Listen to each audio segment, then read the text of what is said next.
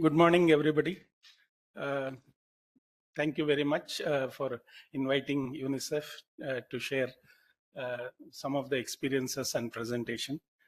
And actually, I was very much happy to see some of the key discussions that happened yesterday, especially in terms of the components, in terms of the curriculum analysis, the voices from teachers and teacher educators, and also some of the larger frameworks that are available in terms of ESD or certain things related to incorporation of socio-emotional elements into the curriculum. So, and then important thing when I actually came, like the situating in Kerala context, especially from the historical perspective, I think that was very nice to see that narrative in terms of as to how moving forward, how we can look at those options. What I'm going to do is basically, one is that at the current existing opportunities, how does the emphasis on climate change can actually could be a medium or a pathway to ensure that can we make a difference in terms of what our goals are. So, and in that perspective, I'm going to use three aspects. One is there was a study sort of things which was conducted, um, basically, in terms of in South Asia region, basically in 8 states. This was around the COVID times actually, 2021. And then it spilled over later in 21 as such. That is one part of that. I look at what are the key components and what is coming up in that. Second aspect, what I would try to dwell upon is that what are the existing programs that are available and happening right now, where there could be an opportunity, one in terms of what's happening, and probably move forward in terms of as we look ahead. Now, drawing upon all those aspects and some things that are existing, what could be for us as a research agenda or a pointers towards the research that can help us together think and evolve in terms of, especially when we are talking about the climate change elements in terms of the issues and the nuances that are required to be much more at the local context and dwell upon that. So broadly, I would outline my narrative presentation in that fashion. Just to talk about a brief background, I think it is not required, since I have seen that we have been talking about globally. Now, the fact is that climate and environmental hazards are immense. There's a lot of challenges that most people are facing, and then especially in terms of children, when we are talking, since yesterday we are talking how children are the key and how they are making a difference in terms of that. And then when it comes to education, and especially in terms of, if you look at largely, when we look at it, the most vulnerable are the ones who are affected, the most disadvantaged children and families and communities are affected. That not necessarily in terms of making a difference in terms of the adverse effects of impact on climate change, but also we have seen, especially in terms of school closures, learning loss, also in terms of continuity of education not happening. And then also it has compounded because of certain situations, either in terms of displacements, migrations, or the health issues. There are a lot of things which probably as a climate change, when we are looking at, needs to look at holistically. And then also when responses have to be made, the understanding should be, while understanding the context from the perspective of a disciplinary thing, but also it is important that there needs to be responses from a holistic perspective. But however, as in this, because I'm talking right now from the educational system point of view, I will look at more in terms of the research that has been conducted and what are the implications, and moving forward what we are going to do. So this is a study basically, at the regional office of UNICEF. This was commissioned, to understand basically looking at what evidences were there and is there any nuanced things which we can take it up. So there were three major focus of this study. One was to generate evidence on how education systems in the countries of South Asia, like basically 8 countries, are responding, assessing, and supporting the programs. That was one of the major thing. The second was when situations of that come in terms of disaster, or for example school closure, or floods, or any of the disasters that's being affected by the climate change variations.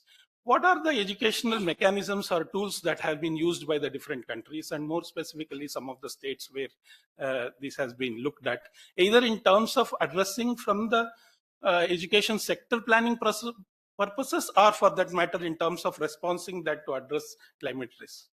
And also the third bucket, or the major things that looks at this study, is to understand the people involved, either in terms of the key government functionaries or the perceptions of the people, especially who are regarding like how are they trying to embed into the current situations which they have to face, and integrate those elements, how what they are doing, what are the thinking around that, what are the perceptions in terms of making that about, are they satisfied, and what needs to do. So the study largely look at this three aspects in terms of generating that.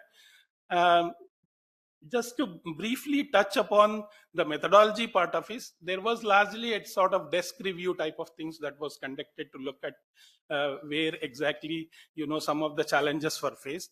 Secondly, more in terms of a sort of a tool which was shared with the key stakeholders both at national and state levels, to understand some of the challenges, gaps, issues, both in terms of policy, programs, and guidelines. And also important thing in this thing, what was done was to also talk to children. And also apart from the different stakeholders, children were part of the groups in terms of having a focus group discussions. And then also government functionaries, and then the stakeholders, institutions who are engaged, either SCRTs or NCRT, those were also looked at, especially in terms of. And then there was a U report type of a survey which was telling about the youth and adolescents, looking at what do they think about the climate change, the knowledge, awareness, and those type of things. So I'll briefly come into, then directly jump into the some of the things, especially in terms of India. I'll try and tell, because Kerala was part of that. I would also tell about the reason in terms of why this study was largely at that time when we were mapping out India, when we were having a discussions. Especially there were around 10 to 12 states who are having actually floods and then some of the disasters. And we felt that talking to the people, these were some of the things which were not expected or uneven or those type of things. So we boiled down in terms of two from out of the 12, these three states. The Bihar one had a big sort of flood situations. The Kerala had this. And also in terms of like, Odisha. These were the states which we actually, tried to focus and had these discussions within the Indian context. The whole idea in this, as I said earlier, given the situation, whatever was there, how were the education systems were responding to this situation? What were the tools, mechanisms, and areas of integration, what they call embedding, and those things were examined, and also tried to elicit in terms of what the direct and indirect impacts of climate change within the education systems of that. Now, coming to that, having done over a period of like, I would say that close to 8 to 9 months, this was also have challenges with the COVID, but however, it was also at the time that NEP, National Education Policy 2020 was just come up, and those type of things. We looked at into these buckets actually when we said that these were the key components was classified. This also could be some of the key areas and challenges which as we move forward for research agenda also. I was just looking at since yesterday around these areas, one can look at it, but we'll talk in the end around that. So one was around the policies of the existing government and also the plans and strategies. Now, when we talk about those things, it could be the existing policy of the education or associated related to that, or also for that matter, plans. Now, plans, when we say largely, it could be Samagra Shiksha plans of the education or any other plans of other ministry which supports to make that happen. So, and then some of the strategies, especially in terms of already existing programs that were there and what could be done. The second aspect, the bucket or the component which one could look at, it was on the curriculum and teaching and learning processes. Now, these were the areas. It was also the time in that NEP which has also thought that there would be 4 national curriculum frameworks in India in terms of school education, the early childhood education, the teacher education, and adult education. That was also coming up. So how are the existing curriculum frameworks have been, looking at it? What are yesterday also we saw some of the key analysis around that, and within that, how are the teaching learning processes or the pedagogical process that is been implemented or planned and thought of, especially in those type of states, especially in this situation. Then the third, it is associated, but we also felt that there is teacher education, something that came up actually in terms of the evolving with the FGDs, that it needs to be looked separately. Teacher educators per se, one is that you many a times gets combined with the curriculum teaching learning process per se, but teacher educators part, which many a times pre-service component gets neglected, or that is something which we need to look at it. Then around community, the student community participation related, how in the event of school closure or the floods or the challenges, what's the awareness and what community support that would be required to look at it. Monitoring, evaluation, and accountability. When we talked about different systems and who are responsible for that, again, that's the tools what are available and what is there. Finance, this is, I should say, a bit weak on this, but it's more of looking at the plans on that. There was not much dwelt upon that, but again, in terms of existing what is available, how much budgets have been planned or thought of within the things, and what we can do. So communication, coordination, and partner. So what I'll do is, I know we will time is short, so quickly I would not well, so these are some of the challenges. I'll take 2 or 3 here. One is that it has been coming that insufficient data, in terms of, actually it's found to be there are certain elements which one can delineate, but exactly around that, this is still a weak area. And I think this is something which also, for moving forward as a research agenda, when we are talking of evidence-based policies or evidence-based programs, this is key, something what is that required we need to do. Second aspect is, we talk about climate change, we talk about a lot of in-service teacher training programs, still the teacher development or support programs still talk in generic. Yesterday also some of the points were raised, it needs a very different types of support mechanisms and skills, knowledge to help children to really help understand that. That itself is something which needs to be done. Another aspect probably I would like to touch upon is about the need for working together with interministerial. Now there is Minister of Forest and climate change related, which is doing a lot of activities, life as part of the life national program here, and which is being spilled over in different states. While the education department does also have a lot of thinking around in terms of integrating into the existing programs, it's still, I think, a better needed convergence collaboration to make that, so that when it comes to harmonization budgets or making things happen, it will be much more useful. And then this EMIS part of it, UDICE is there, but we really don't have the regular aspects in terms of how they are doing. But interestingly, one point I would like to say, Kerala has come out to have a great potential, especially in terms of at the level, in terms of the local planning and implementation that has been doing. And there is something that moving forward, I think child-friendly local governance and climate change mitigation and adaptation could be a great potential to really forge on this area. So that in some of the discussions it was clear. So I'll move that. This is existing indicators which are already there in the as UDICE.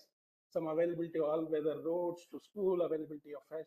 These are critical to understand, analyze, and also look at it. So therefore, some on a quantitative level one can look at it, because these can be drilled down or went down till school level. this is UDICE plus. So therefore, this is the thing. But there needs to be a lot of qualitative indicators. Say, for example, that will have to be much more analyzed, understood when it comes to that. So I'll just said now policy plans and strategies related. I think the new curriculum framework has just come. Now it is important to look at when state adapts the curriculum frameworks and make it happen. What are those, elements of the climate change, or for that matter, what is that we are talking about it? This becomes very, very critical. So the issue here is, say for example, there is school safety, national school safety guidelines related. Now there are these programs and strategies under the Sarva Shiksha Abhiyan, Samagra now, what we call. But these are not talking. These have to be aligned. This needs to be adapted. So these are some things which needs to be ensured in terms of also bringing knowledge awareness at the government functionaries level. So around this, we have looked at some of the government resolutions, also mapped what has been done. There is a stronger need that we need to do something better, especially in terms of these aspects. So some of them already I covered around that. I will take 2 or 3 minutes for each of those things. Curriculum contextualization at the local level. I think we can't have this generic one size fits all type of things. When we are talking about the schools, we also looked at school buildings and those type of things. It's about the weather. It's about also at the local level, what are the key things. Here, I would like to mention another 2 or 3 aspects, especially, in terms of some of the opportunities as school platforms, which are probably is keen to make a difference in this terms of platforms. So that I will give as part of the example. So I'll move to the next one. So ultimately, this is also one area, the key components which we need to look at it. It is coming out very clearly that it needs much more integration and adaptation. Teacher capacity development, I did talk about it in terms of there is a probably look at existing what pre-service teacher education programs talk about it. We need to look at if we are talking of curriculum analysis as well, as some aspects have been done yesterday.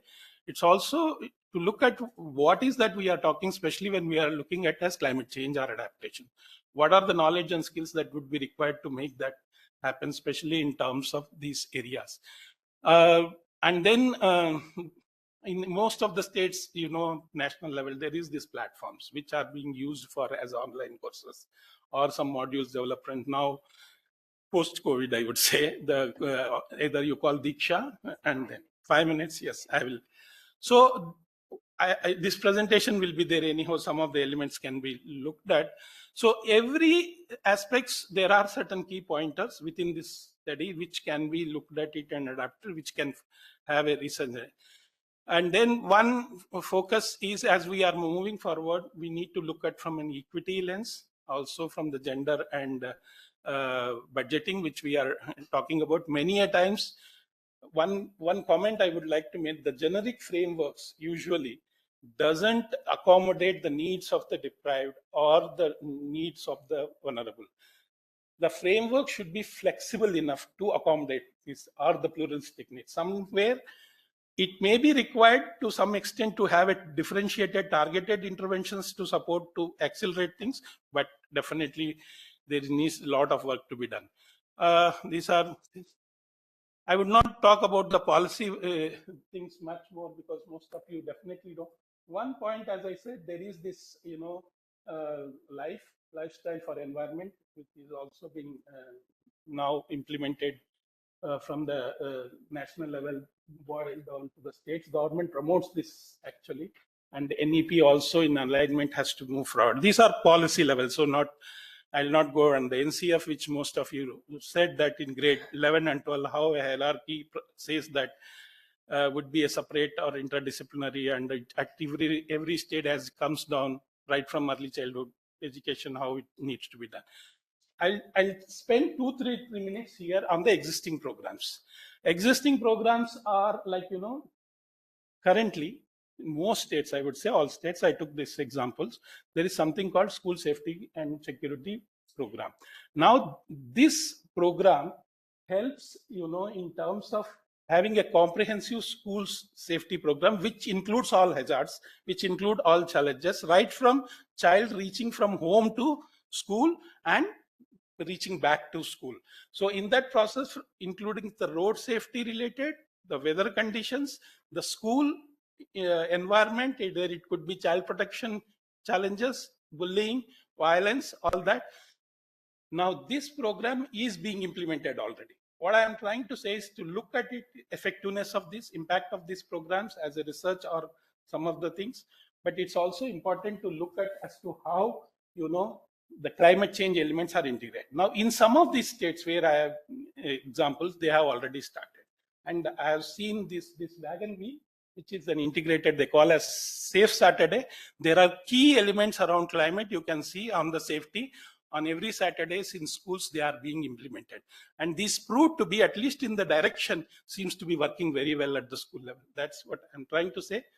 But it needs lot of from the research lens, look at evaluation of the programs or program effectiveness. Then adolescent platforms. These are school level adolescent platforms. Now these platforms, how they are again providing the democratic spaces in the classrooms. Now these elements, either the health cabinet or a school cabinet. Now there is this Meena Raju Manch, or in different states, somebody said in Kerala also, some other adolescent platforms. They are auditing at the school level, going to the school communities and bringing back to the thing. In Uttar Pradesh, for example, I just take that. Children prepared, what we call as audit around that and charter of demands around climate change and submitted to the policy level people. And it's coming from a very local grassroots from the children and hearing the voices of those. So these are some of the examples. Kerala had also this school safety and weather conditions. I looked at it now. There is something they say that weather stations. There's something which has to be looked at. Its effectiveness in the beginning. Maharashtra has climate action and environmental lesson plans in primary grades already integrated. So these are the examples. Given some of the opportunities, at the end of the day, I think key elements around climate which can be looked at as action for our research. I have also looked at some of the ongoing programs which can be scaled up. Scaling up with quality is a challenge, and therefore this is something for research. It helps. If we want to do it well, we need to understand. And one point, some people are diets. I think Government of India now has a special scheme for strengthening diets, teachers and teacher education. In my last 20 years, I never thought that so much funds could be available for diets. Now this is 15 crores or so for particular diets, and therefore this is another opportunity in terms of budgets and things. What they are planning to do is all diets are going to be made as centers of excellence over a period of 5 years. Some of you in the diets, you would know, each state has selected over a period of time 10% to 100%. These are going to be a good transformationals if we do it well at the right time to make centers of excellence. But climate change can make a huge difference. Some of the articles which are very recently, which are being then around climate resilience, it is key that we need to look at it. We need to also write around that, because I said media people are there. It's in the next session. There are key things. I put some of the resources because I know time will be shortage, but some things can be taken care, and we can have any interactions around that. Thank you so much.